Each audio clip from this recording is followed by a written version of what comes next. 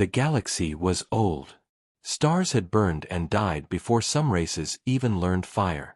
Civilizations rose, traded, and built great cities among the stars. Yet, for all their knowledge, they had rules. Rules of life, rules of food, rules of survival. Every species knew what they could eat and what they could not. The Kroth only ate plants from their own world.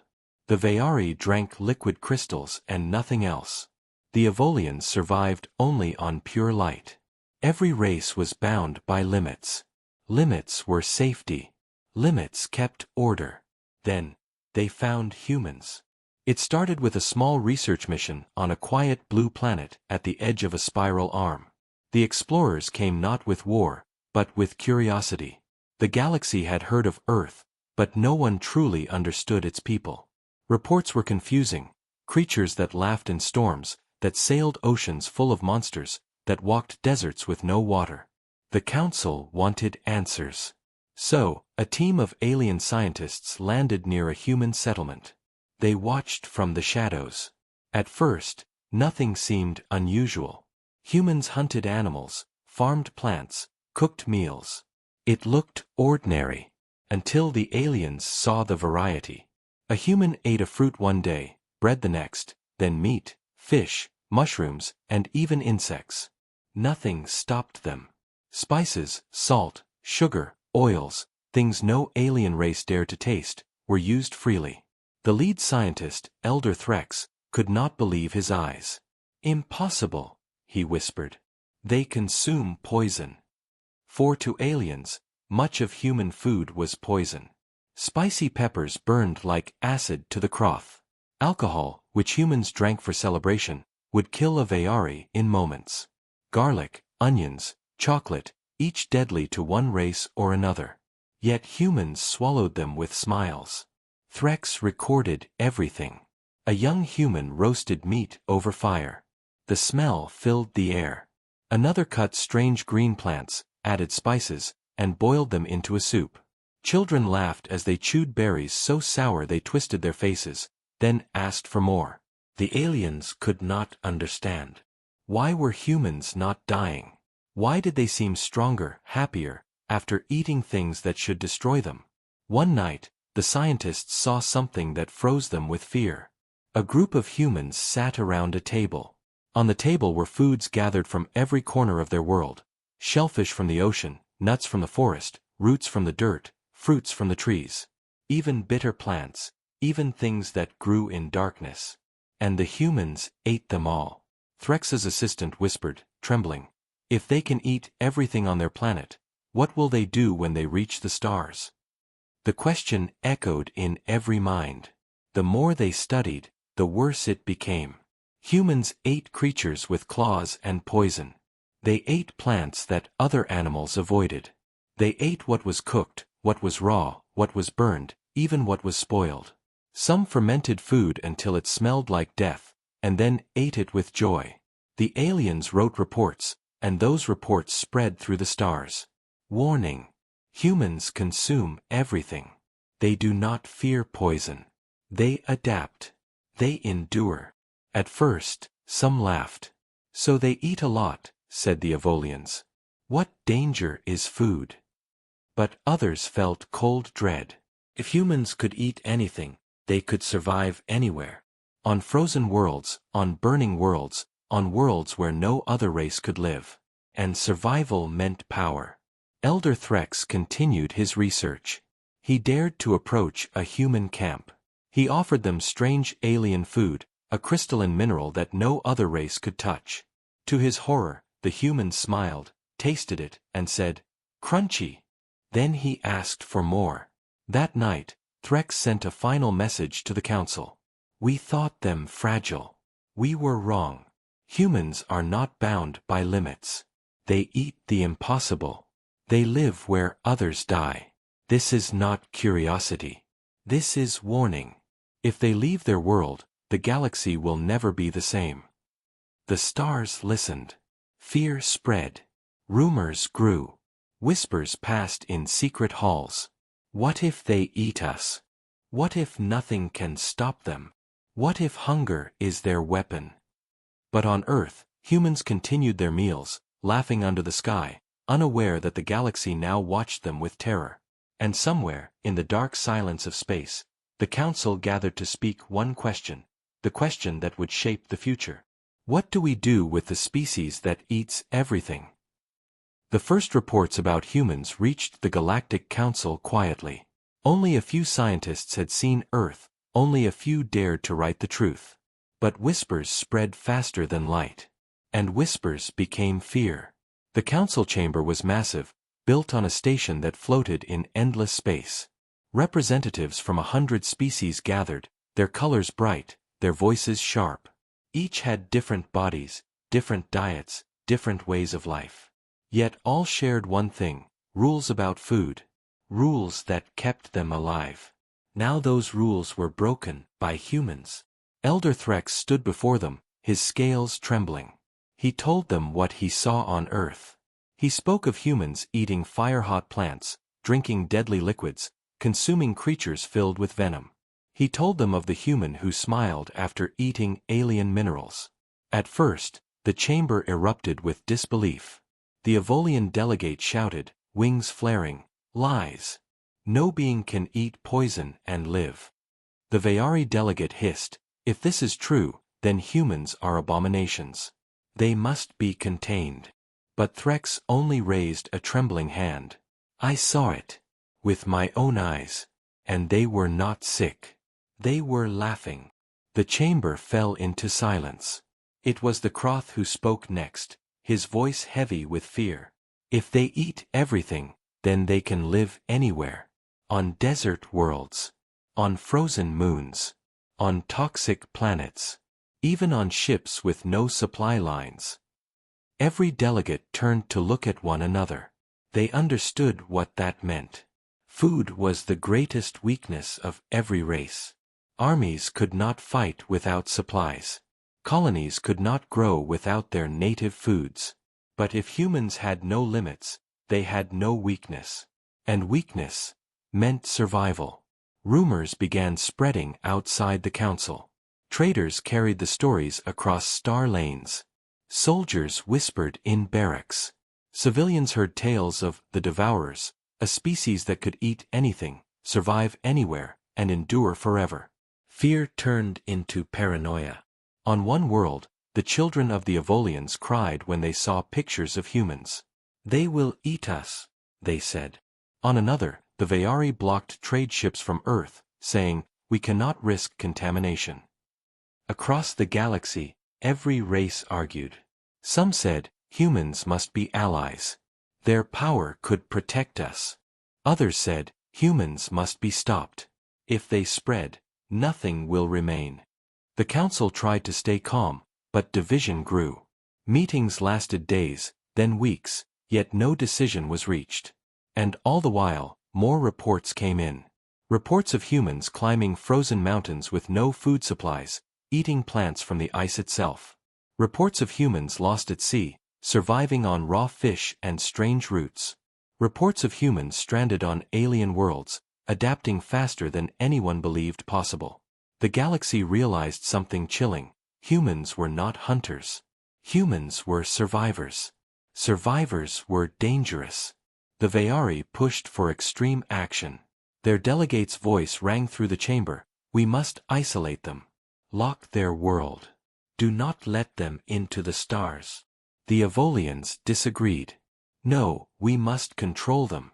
If they join us, their strength becomes our strength. The Croth only shook his head. You speak of control. But who can control what eats everything? Sooner or later, they will eat their chains too. Fear became anger. Anger became threats. Alliances trembled. Meanwhile, humans still did not know. On Earth, they built rockets. They dreamed of space. They looked up at the stars with hope, not knowing the stars looked back with dread. The galaxy was changing, and it was changing because of them. One night, Threx sat alone in his quarters, recording his final thoughts. His words were never meant for the council. They were meant for history. They fear humans because of what they eat. But the truth is larger. They eat to live. They live to grow. They grow to endure. The galaxy has never faced such a race. If we make them friends, they will carry us forward. If we make them enemies, then nothing will save us. But few listened. The fear was too deep. On distant worlds, secret councils formed. Hidden fleets began to prepare. Plans were whispered in shadows. Stop the humans before they spread. Before they eat everything. Before they eat us. And above Earth, the stars seemed to burn a little colder, as if waiting. The galaxy was no longer at peace. It was waiting for the first move. The humans were still on their world. But the galaxy was already afraid of what would happen when they left it. The fear of humans spread through the galaxy like wildfire. Every race whispered the same words, "They eat everything." But whispers were not enough. The Galactic Council needed proof. Were humans truly as dangerous as the reports claimed? Or was it only rumor and fear? So, the Council made a choice. They would test humanity. A great station was built, far from Earth but close enough to reach. It was neutral ground, safe and guarded. There, representatives from many races would meet humans for the first time. Not in battle, not in secret, but face to face. The plan was simple, a food exchange. Humans would be given alien foods, and aliens would be given human foods. If the reports were false, the fear would end. If the reports were true, then the galaxy would know the danger was real. When the human ship arrived, the aliens held their breath. The humans were smaller than some races, larger than others. They looked fragile compared to armored species, weak compared to giants. But their eyes were sharp, curious, alive. The first test began with a dish from the Vayari. A liquid crystal, shimmering with light. No alien except a Vayari could drink it. It burned others from the inside. Yet the humans only lifted the glass, smelled it, and said, "Like strong alcohol." They drank. And then they laughed. The chamber erupted in shock. Some aliens hissed in fear. Others leaned forward, fascinated. The humans were alive, unharmed, smiling. The second test came from the Avolians. They brought seeds that grew only in toxic swamps. For most species, a single bite would cause hours of agony. The humans roasted them over fire, added salt, and ate them by the handful. One even asked, "Got any more?" The third test came from the Kroth. A poisonous root, avoided even by their own warriors. The humans boiled it, crushed it, mixed it with herbs, and turned it into something they called stew. They passed it around among themselves, laughing as they ate. The aliens watched in silence. Fear grew heavier with each bite. Finally, Elder Threx spoke, his voice trembling. "You eat poison, and smile. How is this possible?" The lead human only shrugged. "We adapt. Our bodies learn. What does not kill us makes us stronger."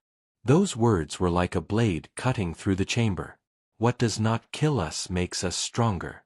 The aliens realized the truth. The humans did not just survive danger.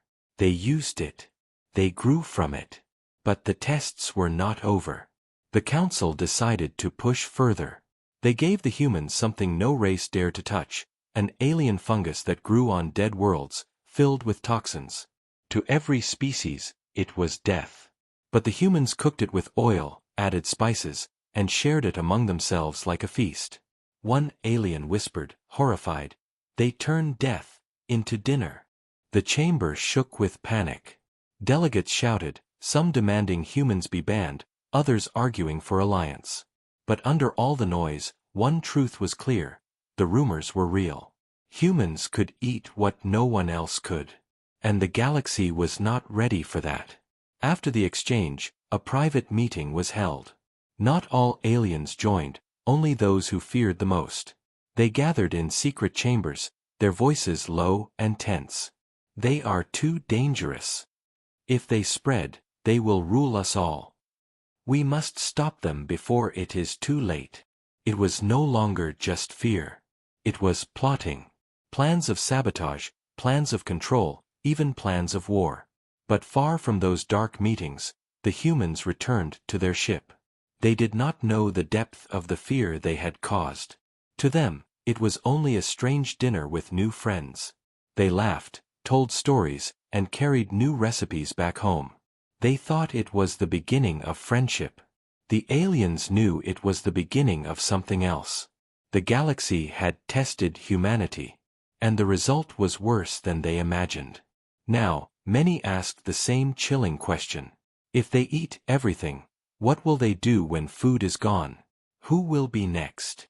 The tests were complete. The council had their proof. Humans could eat what no other race dared to touch. They could survive poison, adapt to toxins, and turn death into dinner. But proof did not bring peace. It brought fear. In hidden chambers, powerful voices whispered. The Vayari argued, if humans are left free, they will spread across every world. The Kroth warned, if they can survive anywhere, then no weapon, no siege, no blockade will stop them. Even the mighty Evolians, proud of their shining wings, admitted in low voices, if war comes, we may not win. And so, a choice was made in secret. A fleet was gathered. Not to destroy humans. No, not yet. The council feared open war would unite humanity. Instead, the fleet would intimidate them. A show of force. A warning. Stay in your world. Stay small. Do not reach for the stars. The humans, still unaware of the storm above them, launched their first true starship into deep space. It was a vessel of pride, not power. Its weapons were weak, its shields simple. It was not made for war. It was made for discovery. When that ship crossed into neutral space, the alien fleet appeared. Dozens of warships, their hulls glowing with energy, surrounding the fragile human vessel like wolves around prey. Inside the human ship, alarms rang. Pilots froze, eyes wide as the alien voices echoed through their speakers. Humans of Earth, you will not expand. You will not leave your world. Turn back, or face destruction. For a long moment, there was silence. The humans looked at one another, fear heavy in their hearts. They had dreamed of friendship, of reaching the stars with open hands. Instead, they were met with threats. But humans are strange creatures. Fear does not always break them. Sometimes, it shapes them. The captain of the human vessel stood, his voice calm but firm. We do not seek war. We do not seek conquest. We only seek the stars. The alien commander hissed in reply. And if you refuse to turn back? The captain looked at his crew. He remembered Earth's history, the stories of deserts crossed with little water, of sailors surviving storms on endless oceans, of explorers climbing frozen mountains with nothing but hope. Humanity had always faced impossible odds. Humanity had always endured. He spoke again, louder this time. If you destroy us, more will come. If you starve us, we will find food. If you burn our worlds, we will live in the ashes. We do not stop. We survive. That is who we are. The chamber on the alien flagship fell into silence. His words carried more weight than weapons. One of the younger alien officers whispered, "They are not afraid." Another said, trembling, "They cannot be broken. Even poison feeds them. Even death strengthens them." The alien commander felt unease crawl across his skin. He had expected begging, surrender, fear. Instead, he saw defiance. Quiet, steady defiance. And then, something even stranger happened. The humans opened their stores and revealed food they had brought from Earth. Simple things, bread baked in ovens, fruit dried in sun, smoked meat carried across oceans. They offered it to the aliens. The commander refused, but others could not resist curiosity. One brave officer tasted human bread. Another tried dried fruit. And for the first time, aliens ate human food. They did not die. They did not suffer. They tasted warmth, strength, life. Whispers spread through the fleet. Their food heals. Their food gives energy. Their food is power. The commander realized the truth. To stop humans, they would need to destroy not just their ships, not just their weapons but their very nature. And that was impossible. For humans carried survival inside them. The fleet did not fire. Slowly, one by one, the warships turned away. The humans watched in silence, hearts still racing. They did not know if this was mercy or fear. But when the human captain returned home, he told the story to Earth. They tried to frighten us. But it is they who are frightened. They see us as danger. They see us as survivors. They see us as what we truly are. On the council worlds, the confrontation was debated endlessly. Some said the humans must still be contained. Others whispered, perhaps it is better to stand beside them than against them. Yet beneath every argument, one truth remained. The galaxy could no longer ignore humanity. The confrontation was not war. But it was a warning. And the warning was clear. If pushed too far, humanity would not only survive, humanity would endure, and humanity would win. The galaxy had seen the humans. It had tested them. It had tried to intimidate them. And yet, after all that, the humans were still human. Still curious. Still smiling. Still alive. The council finally called for a meeting, one that would decide humanity's place in the galaxy. Every race attended, not as friends, not as enemies, but as witnesses. The humans arrived quietly, unaware of the tension that hung like a storm above them. Elder Threx spoke first, recounting the findings. He told the story of the humans eating poisons, surviving storms, thriving where no other species could. He spoke of the confrontation, the alien fleet that had tried to warn them.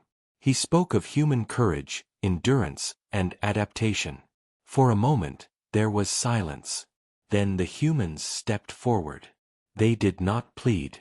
They did not threaten. They only spoke the truth.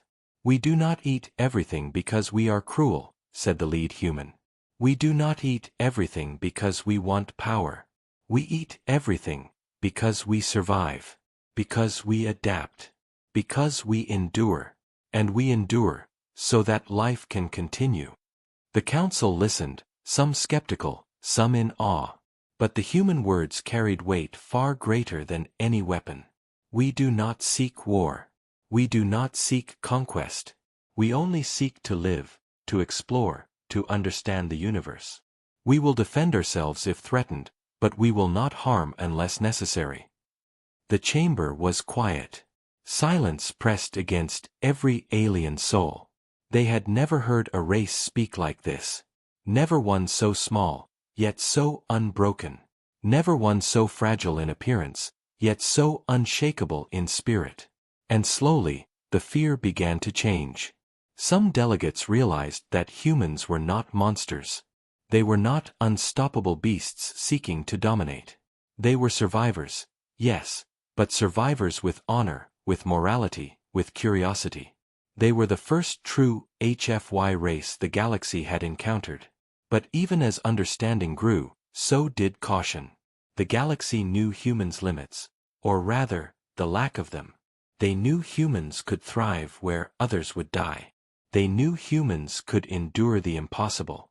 And they knew, deep down, that if humans were ever forced into conflict, the galaxy would tremble. One elder whispered, almost to himself. They feared what humans ate, but soon, they will fear what humans become. The humans returned to Earth, but the galaxy was no longer the same. Stories spread from world to world, tales of humans eating poison and smiling, of humans surviving storms, of humans laughing in the face of death. Traders carried the news. Soldiers murmured the tales. Children on distant moons heard bedtime stories of Earth, and wondered if they could be as strong, as clever, as enduring. For the first time, many species understood something vital. Humans were not just another race. Humans were a force of nature. And perhaps, the galaxy would need humans more than it feared them. In quiet moments, alien diplomats whispered to one another, we must treat them carefully. We must respect them. We must hope they choose peace. But some hearts still feared. Some worlds still plotted. Because the truth was undeniable, humans could survive anywhere, eat anything, and endure any trial. And in the vast, endless universe, endurance was the ultimate power. Back on Earth, humans laughed over meals, unaware of the fear and respect their species had earned across the stars. They dreamed of the stars, of other worlds, of friends yet to meet. They did not seek war. They only sought life. And the galaxy waited, knowing one thing for certain. Humanity was here. Humanity survived. And humanity would never, ever be weak again. The stars themselves seemed to hum with the promise of what was coming. And somewhere, in a council far from Earth, a final whisper echoed. We feared what humans eat, but now we must fear what humans become. The universe held its breath. Humanity smiled, ate, and continued forward, unaware that the galaxy would never forget them.